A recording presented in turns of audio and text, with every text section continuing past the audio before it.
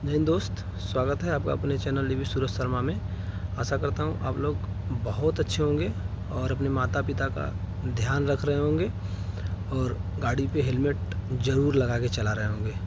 तो आज आप लोगों को मैं मुद्दा बता दूं कि जो एक फ़ौजी का ट्रेन में अटेंडर ने चाकू मारकर हत्या कर दिया, मैं उसी टॉपिक पे आज बात करने वाला हूं।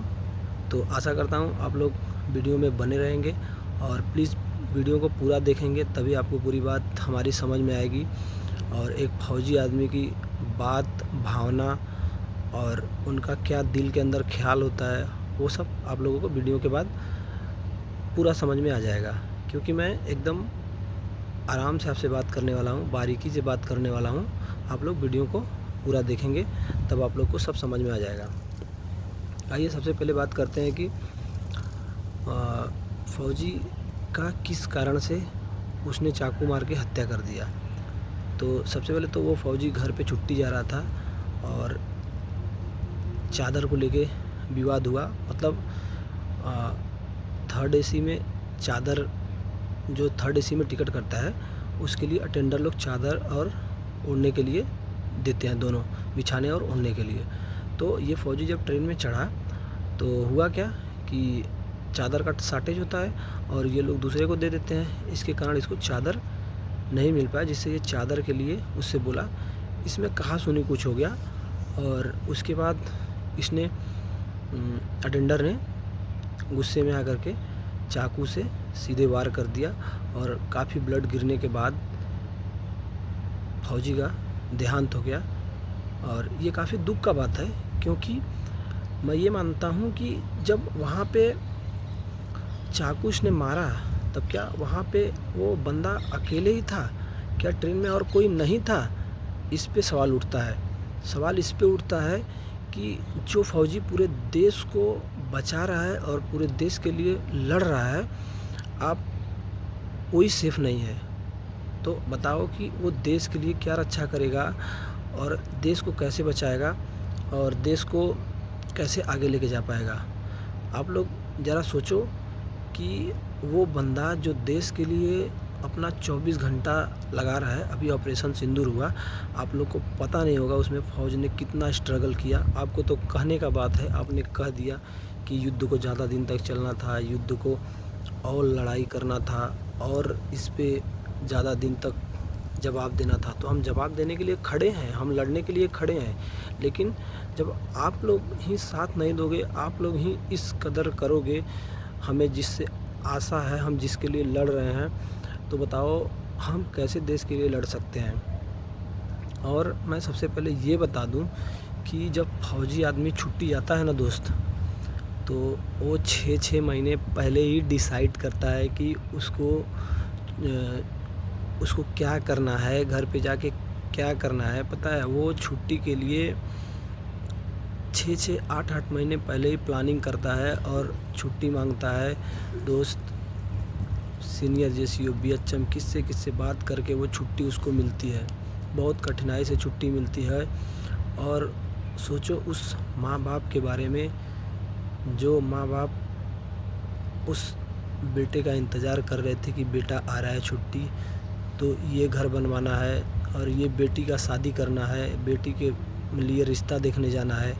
उस बहन के लिए सोचो दोस्त, जो बहन अपने भाई का इंतज़ार कर रही होगी कि ये आएगा तो मैं ये ख़रीदूँगी और वो ख़रीदूँगी, ये पैसे लूँगी। और उस माँ का इंतज़ार कैसा रहा होगा, जो कि अपने बेटे के राह देख रही होगी। उस माँ के बारे में सोचो भाई। प्लीज़ आप लोग इस तरीके से मत करो एक फ़ौजी के ऊपर, क्योंकि फ़ौजी 24 घंटे यही सोचता रहता है कि हम अपने देश के बारे में कितना अच्छा कर सकें और कितनी अच्छी से ड्यूटी दे सकें। दोस्त, एक पल का फ़ौजी के पता नहीं है कि अगले पल किस पल उसका मृत्यु आ जाए, क्योंकि किस गोली पे किसका नाम लिखा है पता नहीं हो सकता है, ये बात नहीं पता हो सकता है। दोस्त, हमने तो मौत को करीब से देखा है। आप लोग प्लीज़ फ़ौजियों के साथ ऐसा ना करें। हमें ये कहते हुए शर्मिंदगी महसूस होता है कि हम जिसके लिए लड़ रहे हैं, शायद वही हमारे साथ नहीं है। भाई, बहुत ही दुख का बात है, बहुत दुखी हूँ आज ये जान करके और ये सुन करके कि हमारे फौजी भाई के साथ किसी अटेंडर ने चाकू मार के हत्या कर दिया। क्या दोस्त, जब जिस समय वो चाकू मार रहा था, क्या आप लोग उसका मदद नहीं कर सकते थे? इतने बुज़दिल हो आप लोग, इतने बुज़दिल मत बनो दोस्त। हम तो हर दिन मौत से लड़ते हैं। क्या एक भाई ने उस फौजी आदमी को बचाने का कोशिश किया? शायद किसी ने नहीं किया होगा। अगर किया होता तो ये नहीं आता, आज का दिन नहीं आता। चलो मान लेता हूँ आप मदद न कर पाए, आप डर रहे थे कि वो मुझे भी चाकू मार देगा, तो आप एक कॉल तो कर सकते हो उस नंबर पे, आरपीएफ को कॉल कर सकते हो, चैन पुलिंग करके और रुकवा के किसी से बोल सकते हो स्टेशन पे। लेकिन आप लोगों ने, किसी ने भी नहीं सोचा कि हमारे देश का जो फौजी है, जो हमारे देश के लिए मर मिटने को तैयार है, हम उसका जान नहीं बचा पाए। शायद आप उसका जान बचा लिए होते तो आप अपने आप को गौरवान्वित महसूस करते कि हमने एक फौजी का जान बचाया है, जो सैकड़ों लोगों का, क्या हज़ारों करोड़ों लोगों का जान बचा रहा है। दोस्त, हम तो यहाँ ऐसे ऐसे ड्यूटी देते हैं कि शायद आप सुन के आपका रुख कांप जाएगा। हर दिन मौत से लड़ते हैं, लेकिन आप लोग एक फौजी आदमी को नहीं बचा सके, उसका बहुत दुख है, हमें बहुत दुख है। शायद वो माँ बाप क्या सोच रहे होंगे कि एक सिविल का आदमी अपने ही देश में जब फौजी सुरक्षित नहीं है तो वो देश के लिए कैसे लड़ेगा। सोचो उस माँ और बाप पे क्या बीत रहा होगा जिसका बेटा आज देश के लिए लड़ने चला था और देश के लोगों ने ही उनको मार दिया। तो सोचो, माँ बाप अब अगली आने वाली पीढ़ी को भी फ़ौज में नहीं भेजेंगे।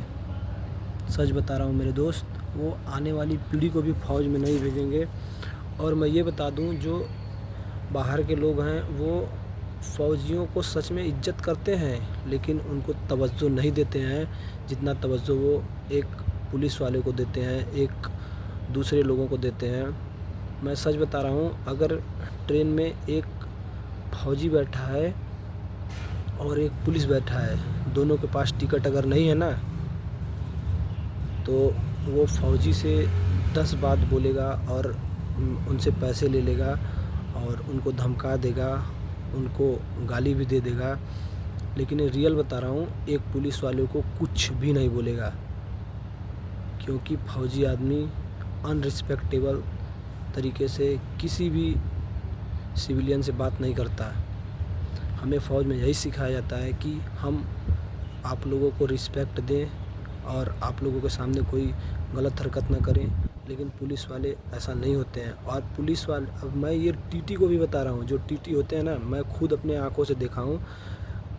ये ऑपरेशन सिंदूर में जब मैं घर गया था, उस समय रिकॉल हुआ, तो उस टाइम एक पुलिस वाला भी बैठा था और एक मैं भी बैठा था। मैं अपने ऊपर ही बात आया इसलिए मैं बता रहा हूँ कि उस टाइम मेरे पास टिकट नहीं था, क्योंकि उस टाइम जैसे तैसे में रिकॉल हो जाता है आदमी तो आना ही पड़ता है।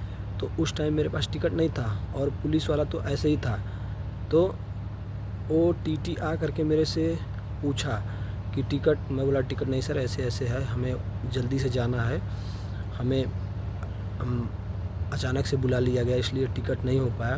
तो टीटी ने मुझे 2 बात सुनाया। शायद उनको भी नहीं पता था, हमें भी नहीं पता है कि कौन सा ऑपरेशन होने वाला है और हमें किस लिए बुलाया जा रहा है। ये तो गोपनीय होता है, हमें जाने के बाद पता चलता है। बस हमें ये बताया जाता है कि अभी इमरजेंसी है, आप आ जाओ। तो मैं तैयार हो गया। जब टीटी मेरे से पूछा टिकट के लिए, मैंने पूछा टिकट नहीं है सर, हम अचानक से जा रहे हैं, हमें यूनिट से अचानक से बुला लिया गया। तो उसने क्या जवाब दिया, टिकट होना चाहिए, तुम टिकट क्यों नहीं लिया। और मेरे से 500 रुपये भी उसने लिए। बोला कि आपका टिकट बना देता हूँ। तो ये इंसानियत, मैं मानता हूँ उनका ड्यूटी है, उनको सच में करना चाहिए। लेकिन जो पुलिस वाले के भी पास टिकट नहीं था, तो पुलिस वाले को उन्होंने कुछ भी नहीं बोला। और उसने बताया स्टाफ हूँ, क्योंकि वो ड्रेस में था और मैं विदाउट ड्रेस में था। मैं बताया कि सर मैं फ़ौजी हूँ, लेकिन वो सुनने के लिए कुछ भी तैयार नहीं थे। फिर मैंने भी 500 रुपये उनको दे दिए। तो ये बता रहा हूँ अंतर दोनों में, एक फ़ौजी आदमी और एक पुलिस वाले आदमी। शायद वो पुलिस वाले को बात भी मानते हैं और एक फ़ौजी आदमी को जो भी समझे। कुछ लोग तो फ़ौजी आदमी को चूतिया समझते हैं क्योंकि उनको जानकारी नहीं है, ऐसा भी बोलते हैं। लेकिन मैं सच बता रहा हूँ दोस्त, फ़ौजी आदमी को हर एक चीज़ के बारे में जानकारी होता है। वो बस यही सोचता है कि मैं अपने, जिनके लिए हम रात दिन लड़ रहे हैं, उनसे, जिसके लिए हम रात दिन लड़ रहे हैं, जिसके लिए हम अपने भारत के लिए लड़ रहे हैं, अपने भारत देशवासियों के लिए लड़ रहे हैं, जनता के लिए लड़ रहे हैं, तो हमारी वजह से किसी को दुख ना हो। पता है, हम ट्रेन में बैठते हैं ना, तो किसी बगल वाले हमारा रिजर्वेशन जिस पे होता है, हम बगल वाले के सीट के नीचे भी सामान नहीं रखते हैं दोस्त। हमारा ये थिंकिंग रहता है कि हमारे वजह से किसी को प्रॉब्लम ना हो। मैं और मेरे सर कहीं से आ रहे थे, तो मैंने क्या किया कि मेरा 3 सीट था, तो हम तीनों पे शिफ्ट हो गए और सबका 1-1, 2-2 बैग था। तो क्या हुआ कि मैं दूसरे के सीट के अंदर बैग डाल दिया, तो हमारे सर ने बोला इधर क्यों डाल दिया? मैं बोला सर जगह नहीं है, इधर डाल दिया। तो उसने क्या बोला कि दोस्त हम फ़ौजी हैं, हमारे वजह से किसी भी पैसेंजर को, और जिसका ये सीट है उसको प्रॉब्लम नहीं होना चाहिए, उसके नीचे से सामान निकाल लो, जो जिसका है वही सामान रखेगा। मैंने बोला सर हो सकता है उसके पास छोटा बैग हो। तो बोला नहीं, तुम इधर सामान नहीं रखोगे, अपना सामान इधर रखोगे अपने पास, हो सकता है कि किसी का हो, उसको प्रॉब्लम नहीं होना चाहिए। ये थिंकिंग होता है फ़ौज का, ये थिंकिंग होता है फ़ौज का। और प्लीज़ आप लोग जो इस तरीके का हो रहा है उसको ऐसा ना होने दें। अभी मैं बहुत दुख हो रहा है इस बात का कि आप लोग के रहते हुए एक फ़ौजी को दिन दहाड़े ट्रेन में मार दिया। ये बहुत दुख का बात है। प्लीज़ आप लोग इस पे ध्यान दें। आप फ़ौजी का रिस्पेक्ट मत करें, रिस्पेक्ट मत उसको जय हिंद बोलें। एटलीस्ट आप एक इंसानियत के नाते उनको, इंसानियत के नाते बचाना चाहिए था आप लोगों को उनको। अगर फ़ौज से नफ़रत है तो कर लो, लेकिन इंसानियत के नाते उनको बचाना चाहिए था आप लोगों को। धन्यवाद। मैं अपना वीडियो यहीं पे समाप्त करता हूँ। दुख तो बहुत ज़्यादा है, लेकिन प्लीज़ आप लोग ऐसा ना करें। जय हिंद, जय भारत। आशा करता हूँ आप लोग अभी भी बहुत अच्छे होंगे और आप लोग बहुत रिस्पेक्ट करते हो फ़ौज का, मैं मानता हूँ। लेकिन जो ये घटना घटा इससे थोड़ा दिल को बहुत चोट पहुँचा है, और मेरे बात को अगर लेकर के किसी को आहत पहुँचाओ तो उसके लिए हाथ जोड़ के दिल से क्षमा चाहता हूँ। लेकिन थोड़ा सा एग्रेसिव मूड में अगर हमने कुछ आपको बोला हो तो उसके लिए क्षमा चाहता हूँ, और आशा करता हूँ आप लोग अच्छे होंगे। अपने माँ बाप का ज़रूर ध्यान रखें, अपने माँ बाप, क्योंकि माँ बाप ही एक ऐसे धन दौलत है जो आपके लिए कभी गलत नहीं सोचते हैं। तो प्लीज़ आप लोग अपने माँ बाप का ध्यान रखें, और इस चैनल को लाइक, शेयर और सब्सक्राइब करते रहें। इसी तरह हम आपसे बात करते रहेंगे, ऐसे वीडियो लाते रहेंगे। धन्यवाद। जय हिंद।